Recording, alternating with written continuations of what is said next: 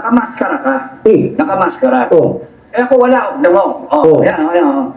Ba? Nakamaskara. teka, ano sinasabi mo hindi ka nakamaskara? Hindi pa ba maskara yung mukha mo? Na halos walang tulog? Alam mo, Tado, hindi naman talaga yan ang itsura ng mukha mo eh. Hindi yan ang itsura mo noon nung hindi ka pa nagsasabu. Pero simula na naging amo mo si Digong, si Sarah, ayun na. May tama na yung mukha mo. Mukha pa ba sa tingin mo yan, mukha mo? Hindi na mukha yan. Maskara na yan. Dahil hindi yan ang totoong Tado. Oh, Tado ba yun? Tado? Ha? Ano sinasabi mo? Buti nga ako, half mask lang eh. Eh, ikaw, buong mukha mo, pinagtatakpan mo. Ha? Tingnan mo yung eyebag mo.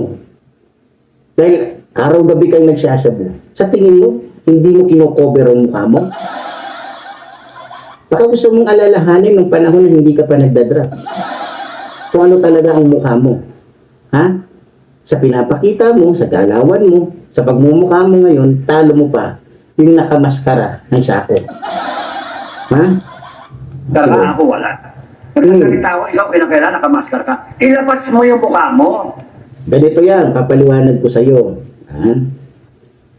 Alam mo kasi, papaliwanag ko lang sa'yo, Lolo Tasio. Siyempre pa nyo, sa simula't simula, eto na ako. So, ibig sabihin, hanggang sa matapos ito, itong channel na to, eto na ako. Ha? Marami nang nag-request. Ha? Pati nga asawa ko nag-request na eh. Pakitanggal naman ng mas mo. Alam ko ba't di ko tinatanggal to? Kasi baka mamaya, mas lalo kang umurong pag nakita mo yung kabuuhan ng mukha ko. Ha? Kaya hindi ko nilalabas ito para may magkamali na lumaban sa akin. Sa Islam, baka hindi kasi alam ni Tado eh. Kapag ka ang mga tao ay nakamas, may ibig sabihin yan. Ha? May ibig sabihin yan. Hindi kami malimit na nagsasalita, lalong-lalo na kung pagdating sa awayan. Pero nagsasalita kami kung kinakailangan. Ang ibig sabihin, kaya kapag ang isang tao ay nakamas, may malalim na ugat yan. May malalim na ano yan, ibig sabihin yan. Alam yan ng mga notorious na mga tao. Ha? Saka nakakita ng riding in tandem na hindi nakamas. Saka nakakita ng isang taong pumapatay na hindi nakamas. Hindi nakabonnet. Ha? Ikaw, kaya ka nakalabas ang mukha mo dahil wala nang mawawala sa'yo. Ha? Sa akin marami pa. Ha? Unang-una, pag nakita kasi yung mukha ko, maaaring madama yung pamilya ko. May clue na kayo. May ano na agad kayo. Kaya kung sino man ang bobo sa atin, ikaw yun. Ha? Kung sino man ang bobo sa atin, ang dahilan ba't ako nakamas? Para hindi ako makadamay ng pamilya ko.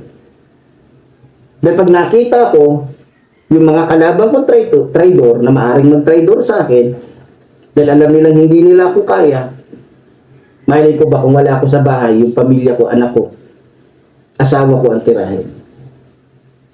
Lalo na sa mga taong katulad mo. Di ba? Ako, unang-una, ang pinakarason ko, kaya ako ayaw maglabas ng mukha, para naman magkaroon naman ng safety yung pamilya ko. Dahil mahal ko ang pamilya ko. At ayaw kong idamay ang pamilya ko kung ano man meron akong pinaglalaban.